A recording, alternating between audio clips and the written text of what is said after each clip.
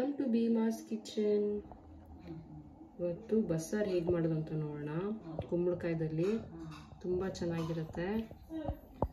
ಬಿಸಿ ಅನ್ನಕ್ಕೆ ಬಿಸಿ ಮುದ್ದೆಗೆ ಹೇಗೆ ಮಾಡೋದು ಅಂತ ನೋಡೋಣ.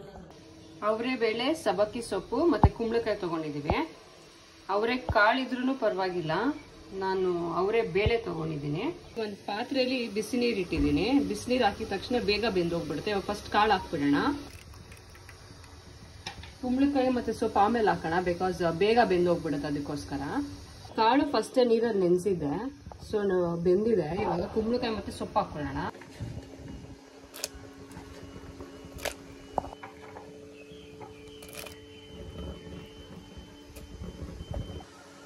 ಸ್ವಲ್ಪ ಕಲ್ಲುಪ್ಪು ಸೇರಿಸ್ಕೊಂಬೇಡಿ, ಬೇಗ ಬೇಯುತ್ತೆ.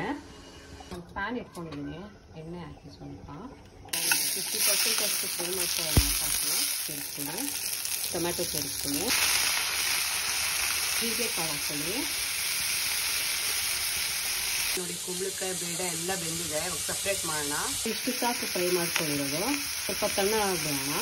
ಹೀಗೆ ಕೊತ್ತಂಬರಿ ಮತ್ತು ಕೊಬ್ಬರಿ ತೊಗೊಂಡಿದ್ದೀವಿ. ಸ್ವಲ್ಪ ಬೇಳೆ ಇರೋದೇ ಹಾಕ್ಕೊಳ್ಳಿ.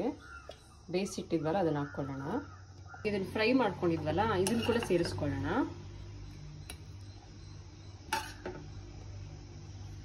ಇದು 1 ಟೇಬಲ್ ಸ್ಪೂನ್ ಅಷ್ಟು ಖಾರದ ಪುಡಿ ಹಾಕ್ಕೊಳ್ಳಿ. ಖಾರ ನೋಡ್ಕೊಂಡು ಹಾಕ್ಕೊಳ್ಳಿ. 1 ಟೇಬಲ್ ಸ್ಪೂನ್ ಅಷ್ಟು ಧನಿಯಾ ಪುಡಿ ಹಾಕ್ಕೊಳ್ಳಿ. ಇವಾಗ ಮಿಕ್ಸಿಗೆ ಹಾಕ್ಕೊಂಬರೋಣ. ನೋಡಿ, ಗ್ರೈಂಡ್ ಮಾಡ್ಕೊಂಡಿದ್ದೀವಿ. ಇವಾಗ ಒಗ್ಗರಣೆಗೆ ಸಾಸಿವೆ, ಕರಿಬೇವು, ಈರುಳ್ಳಿ ಮತ್ತು ಕೊತ್ತಂಬರಿ. ಕರಿಬೇವು ಸೇರಿಸ್ಕೊಳ್ಳಿ. ನೋಡಿ, ನೀರು ಹಾಕ್ಕೊಳ್ಳೋಣ. ಇವಾಗ ಎಷ್ಟು ಬೇಕು ಅಷ್ಟು ಹಾಕ್ಕೊಳ್ಳಿ. ಸ್ವಲ್ಪ ಗಟ್ಟಿಯಾಗೆ ಮಾಡ್ಕೊಳ್ಳಿ. ಉಪ್ಪು ಸ್ವಲ್ಪ ನೋಡ್ಕೊಂಡು ಹಾಕ್ಬೇಕು ನೀವು, ಯಾಕಂದರೆ ಆವಾಗಲೇ ಬೇಯವಾಗ ಹಾಕಿದಾಗ. ಸ್ವಲ್ಪ ಹಾಕ್ಕೊಳ್ಳಿ ನೋಡಿಕೊಂಡು. ಇವಾಗ ಪಲ್ಯ ಮಾಡ್ಕೊಳ್ಳೋಣ. ಪಲ್ಯಕ್ಕೆ ಈರುಳ್ಳಿ, ಹಸಿಮೆಣಸಿನ್ಕಾಯಿ ಮತ್ತು ಒಣಮೆಣಸಿನ್ಕಾಯಿ ತೊಗೊಂಡಿದ್ದೀವಿ. ಕೊಬ್ಬರಿ ತೊಗೊಂಡಿದ್ದೀವಿ, ಕೊತ್ತಂಬರಿ ತೊಗೊಂಡಿದ್ದೀವಿ, ಸ್ವಲ್ಪ ಕರಿಬೇವು ತೊಗೊಂಡಿದ್ದೀವಿ. ಹುರ್ಕೊಂಡಿದ್ವಲ್ಲ, ಫ್ರೈ ಮಾಡ್ಕೊಂಡಿದ್ವಲ್ಲ, ಅದೇ ಪ್ಯಾನ್ಗೆ ಎಣ್ಣೆ ಹಾಕ್ತಾಯಿದ್ದೀನಿ. ಆಮೇಲೆ ಹಸಿಮೆಣಸಿನ್ಕಾಯಿ ಹಾಕ್ಕೊಳ್ಳಿ. ಹಾಗೆ ಕರಿಬೇವು ಸೇರಿಸ್ಕೊಳ್ಳಿ. ಹಾಕೊಳ್ಳೋಣ. ನೋಡಿ, ಫ್ರೈ ಆಗಿದೆ. ಇವಾಗ ಇದನ್ನು ಸೇರಿಸ್ಕೊಳ್ಳೋಣ. ಇವಾಗ ತುರಿದಿರೋಂಥ ಕೊಬ್ಬರಿ ಸೇರಿಸ್ಕೊಳ್ಳೋಣ. ಸೇರಿಸ್ಕೊಳ್ಳಿ. ಒಂದ್ಸರಿ ತಿರುಗಿಸ್ಬಿಟ್ಟು ಒಂದು 5 ಮಿನಿಟ್ಸ್ ಮೀಡಿಯಂ ಫ್ಲೇಮಲ್ಲಿ ಬಿಟ್ಬಿಡೋಣ.